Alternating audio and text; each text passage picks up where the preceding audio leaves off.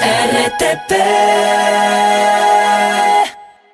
También es un gusto para mí darle la bienvenida de forma presencial, así mismo como nos gusta en la radio, al abogado Juan Carlos Quintana, con quien conversaremos sobre la selección del nuevo fiscal general. En un momento de incertidumbre, doctor, para escuchar su opinión, quizá entrar un poco en el contexto, un ex fiscal que estuvo meses operando con un placer del gobierno argentino, que rezó para ser candidata por una asamblea que finalmente no se instalará, una incertidumbre sobre cómo es esto de que de repente el doctor, se me escapa el apellido de subrogante, el doctor Toainga se ausenta, entra Carlos Alarcón, vuelve Toainga. Los concursos, y en particular el de fiscal general, han tenido muchas controversias en los procesos, que la redacción de los reglamentos, que si la prueba oral o no la prueba oral, en fin.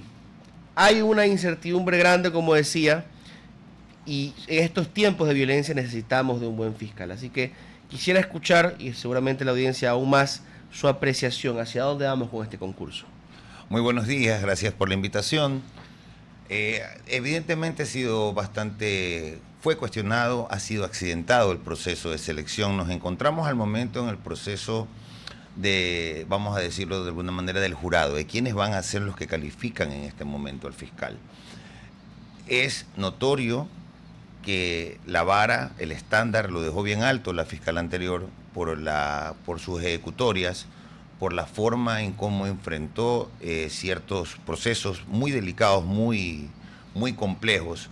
Pero no se trata solo de formación, no se trata solo de títulos de la pared, no se trata solo de conocimientos jurídicos, se trata también de un alto sentido de patriotismo, de compromiso con la sociedad, porque es para el servicio de la sociedad, no solo para tener un currículum, no solo para servir a ciertos grupos determinados políticos. Entonces, dentro de este proceso, el perfil de los postulantes va a tener que ser muy escrutado, ¿no? Muy escrutado por parte de la ciudadanía y por parte de este grupo de ciudadanos y de miembros de las instituciones del Estado, para reconocer una probidad notoria, pública y notoria.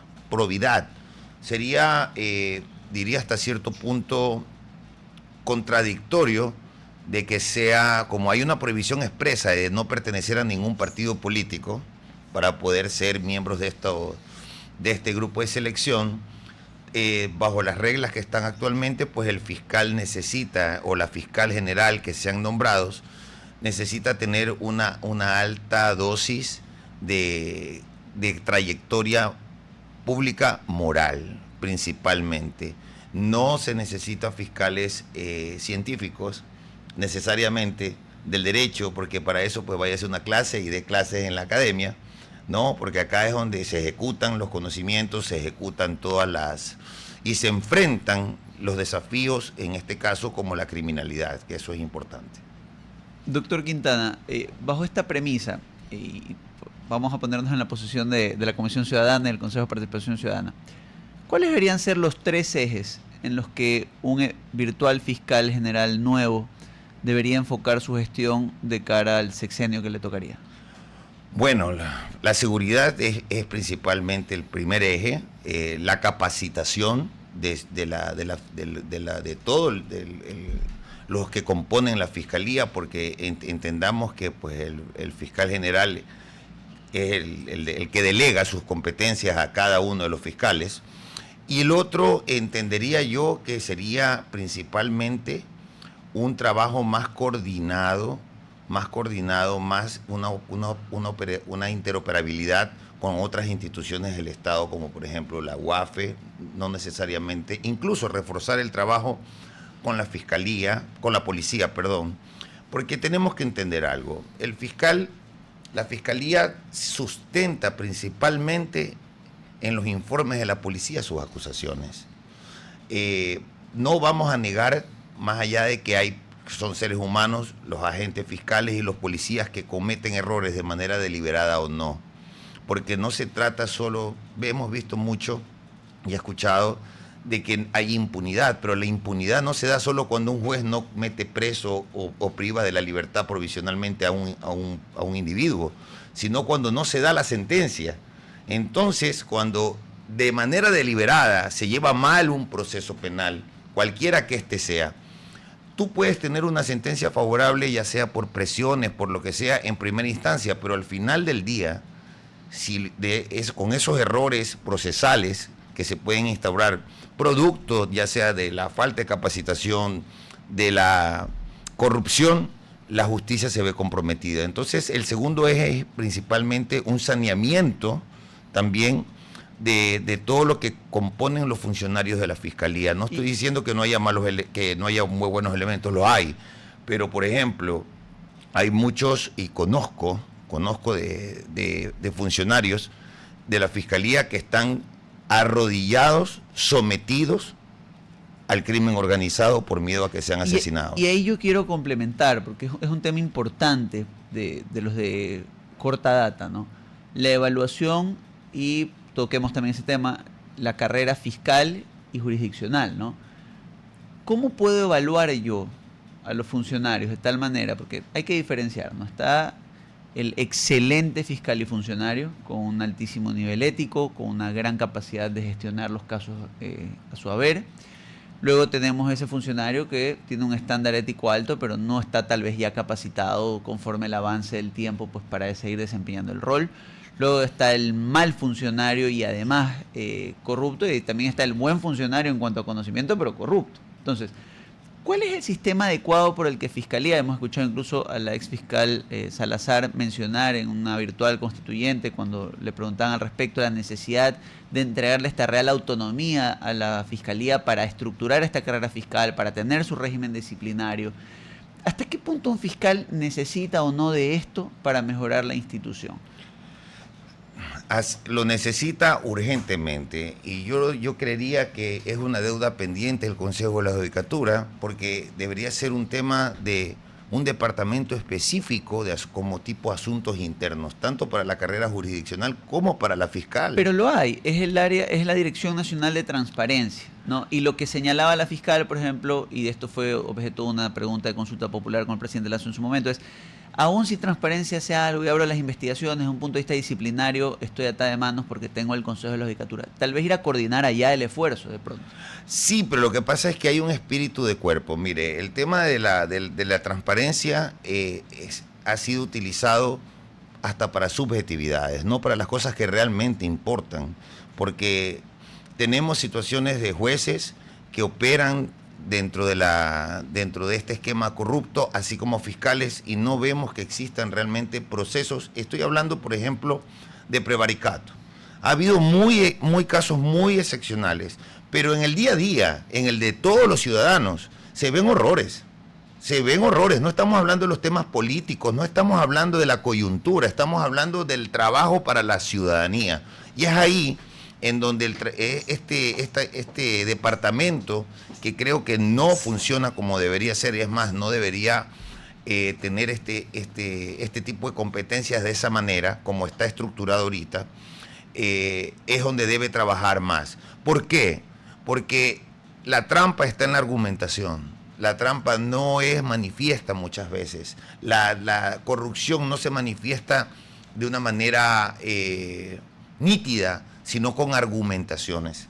En cuanto al tema técnico me refiero, en cuanto al tema fiscal, y ahí es donde le dicen: no, es el juez el culpable, no, es el secretario culpable, no es el fiscal el culpable. Entonces, si yendo en la línea que usted me consulta, doctor, considero que no es viable que la propia Fiscalía tenga un propio ente para que ellos mismos se fiscalicen. ¿Usted sí considera entonces que es pertinente que el ámbito disciplinario, al menos de los que están en carrera fiscal, se mantenga en el Consejo de la Judicatura? Sí, por supuesto que sí, porque tiene que haber una separación en este caso. Suerte de Contraloría Nacional. Un tema de Contraloría, y es más, debería ser un ente separado. No necesariamente el Consejo de la Judicatura el que tenga esta competencia, sino tal vez, diría yo, siendo disruptivo, una delegación, un tipo de que Contraloría comience a hacer exámenes bajo esta línea, porque son funcionarios públicos. Y ahí quiero aprovechar, ¿qué está pasando con la extinción de dominio, doctor? Esta institución ya tiene cerca de 3 años en el país. El año pasado sufrió 2 reformas a partir, primero, pues, de las medidas urgentes tomadas por el presidente luego de los hechos de enero, luego a raíz de la consulta popular. En teoría ya se puede, de acuerdo a la última reforma, la extinción de dominio sin sentencia ejecutoriada necesaria para los delitos, es decir, el famoso comiso sin sentencia, que es su esencia. ¿Por qué no arranca? ¿Por qué no escuchamos? O tal vez sí están dándose, pero realmente no son de orden público o tan apetecibles como un allanamiento, una cuestión de orden penal natural. ¿Qué está ocurriendo con esta institución? Bueno, creo que no está tan socializado dentro de la estructura de la aplicación, porque evidentemente se necesita una capacitación muy fuerte para la aplicación de este tipo de normas que ya, por ejemplo, en Europa se utiliza bastante, pero es delicado, no es una herramienta que se tenga que cualquier juez o cualquier fiscal, el fiscal puede pedir lo que sea, el problema es el juez. El problema es que el juez tiene que estar completa y absolutamente capacitado, porque al final, donde hay un error, donde hay una sentencia en contra o simple y llanamente la persona o los bienes que fueron comisados tienen que retornar, ya no se puede y se condena al Estado en estas costas. Entonces, definitivamente yo creo que quisiera creer que hay una prudencia por parte del Consejo de la Judicatura en la capacitación a los funcionarios que son los jueces anticorrupción, pues, ¿no? Exacto, los también jueces es un universo limitado de jueces. Así es. Es una unidad que tiene muchos menos jueces, digamos, que los de jurisdicción nacional, y algunos ya apuntaban que había un problema porque si había extinción con bienes que están en otra provincia, la carga se hace el doble, es más o menos lo que se está viviendo en materia anticorrupción con la resolución 191, pues, ¿no? En ocasiones, ¿cuáles son los criterios complementarios o no para enviarla y que la conozca la unidad judicial anticorrupción, ¿no? Así es. En efecto, o sea, hay barreras geográficas como argumento que se esgrimen para poder decir no tenemos la competencia en función del territorio. Ahora, la norma permitía, sin perjuicio de la jurisdicción nacional, me parece que el 232 le permite al Consejo de la Judicatura evaluar la necesidad o no de generar circunscripciones territoriales para las unidades anticorrupción. ¿Cree usted que es el momento para que el Consejo evalúe esta posición? Sí, es muy importante porque, por ejemplo, la Fiscalía tiene es una sola competencia, puede actuar en todo a nivel del Ecuador, pero la Judicatura no, el juez no tiene esa facilidad. Entonces sí es importante que en base a la atribución legal que tiene la Judicatura pueda establecer las unidades judiciales correspondientes en los territorios que se consideren más necesarios, comenzar a hacer eso. No estamos hablando de implementarlo en todo el Ecuador, porque la competencia también puede ser delegada, puede ser de alguna manera trasladada, ¿no? Pero en cuestiones más cercanas, el tema del dominio es importante, el tema de los comisos en base a esta normativa. Calculo yo de que se tiene que ir desarrollando precedentes por parte de la Corte Nacional incluso, para la correcta aplicación de esta, porque acordémonos que los comisos y todo tipo de procesos son adversariales, o sea, reciben el rigor de las defensas. Pero fíjese usted, y eso nos lleva, ¿no? Vamos a tener una fiscalía dentro de poco, si este concurso se atraviesa, pero todavía no tenemos reconformadas las salas penales, al menos de la Corte Nacional de Justicia, ese recambio necesario, ¿no? Sí, mire, es un proceso. Estamos en camino, acabamos de salir de esta consulta, se tiene que reorganizar definitivamente varios aspectos del Estado. En este caso, lo que más conocemos, en este caso lo puedo hablar del sistema de justicia, sí. Las cortes tienen que, incluso ni fiscales, hay una deficiencia de agentes fiscales en el Ecuador. Entonces sí hay que atender, y es un tema presupuestario, es un tema de reglamentos. Pero tomemos este tema, doctor, y en su experiencia, en su ejercicio, ¿qué le parece, por ejemplo, una discusión como hubo hacia el año 2011, Consejo de la Judicatura con Fiscalía, para generar una gran purga de trámites o prescritos o que pueden ser de mínima intervención, aplicar principios de oportunidad, es decir, usar la faceta restaurativa del código para dejar espacio, ¿sí?, a que se enfoquen los graves problemas, terrorismo, delincuencia organizada, tráfico de sustancias? Porque también tenemos una gran cantidad de fiscales cooptados por delitos de bagatela en ocasiones, temas que pueden ser conciliables. Sí, es verdad, pero tampoco deja de ser importante la necesidad del usuario. Todos los ecuatorianos tienen necesidades de justicia a través de la Fiscalía, pero sí considero que la Fiscalía incluso no tiene un sistema rápido y ágil como lo tiene la Judicatura, que es el tema tecnológico, el tema digital, el tema de poder presentar escritos de manera eficiente. Interesante, es decir, la posibilidad de las investigaciones entonces, y presentar, ¿no? Entonces, bajo ese criterio, sí yo creo que se podría llegar a una purga de los casos que realmente tienen que ser archivados, que no tienen que ser archivados, porque evidentemente el usuario está obligado a tener que trasladarse donde el fiscal, tener que presentar el escrito para poder revisar un expediente. Entonces todavía no llega, la Fiscalía no termina a este punto de que en estos casos no sensibles, no estoy hablando de una investigación por narcotráfico, obviamente, pero estamos hablando de estafas, de violencia. Correcto. En ese tipo de situaciones la Fiscalía debería abrirse un poco más a la tecnología para que pueda haber un flujo más rápido de las investigaciones. Y quiero aprovechar en este último punto, este análisis que hemos hecho, algunos de los temas importantes. Empezamos por Fiscalía, pero Fiscalía, digámoslo así, es esclava también de las acciones judiciales, ¿no? Algunos colegas señalaban un hecho atroz, ¿no? Una aparente garantía jurisdiccional, por enésima vez en esta ocasión utilizada para reconocer filiación, ¿verdad? Y esto nos regresa a una pregunta. Hace poco hubo la resolución pues de ya creación formal de las unidades constitucionales, que busca un poco también generar ya una cultura constitucional concentrada, entender por dónde pasan las garantías jurisdiccionales.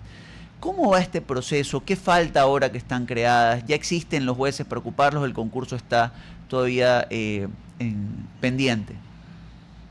Mire, es un tema, insisto, es un tema presupuestario. Es un tema netamente presupuestario.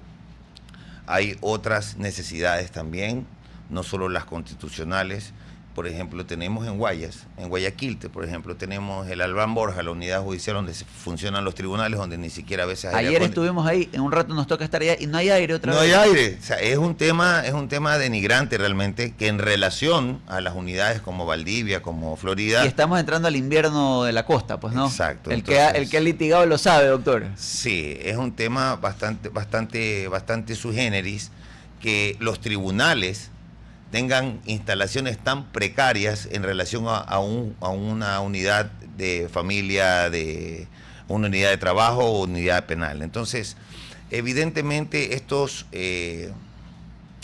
estas competencias constitucionales son necesarias, que se tienen que ir dando, yo creo que progresivamente sí, pero es todo una inversión. O sea, no estamos hablando de cualquier cosa, estamos hablando de unidades judiciales, edificios, logística, personal, secretarios, amanuenses, etcétera. Entonces, estamos hablando de millones de dólares, que creo que la única forma de irlo haciendo es de una manera progresiva. Bien, hemos escuchado las opiniones del doctor Juan Carlos Quintana a propósito del eventual proceso de designación del nuevo fiscal general de la Nación, pero además hemos hecho un repaso pues por algunos de los temas sustanciales también alrededor de la carrera fiscal, la carrera jurisdiccional, decisiones pendientes del Consejo de la Judicatura. Y sin duda alguna, pues no queda sino esperar el avance y el desarrollo de las diferentes cuestiones, principalmente a cargo del Consejo de la Judicatura, ¿sí? Designación de jueces de Corte Nacional y, como no, el Consejo de Participación Ciudadana en cuanto al concurso de Fiscal General del Estado. Queremos agradecerles, reiteramos, creo, en función del gremio, la necesidad de atender el problema de aire acondicionado de la unidad penal de Albán Borja. Realmente es un tema sustancial, hasta de salud, pues, ¿no? Para los funcionarios hay mucha gente ahí que tiene temas de hipertensión y otras cuestiones y se agravan despachando en esas circunstancias. Queremos agradecerles pues su sintonía el día de hoy, aquí a la mañana por RTP. Siendo 9:30, ya se escucha, ya se siente Hablando Fuerte con Rodolfo Vaquerizo. Hasta el día de mañana. Y que tengan una excelente jornada laboral. RTP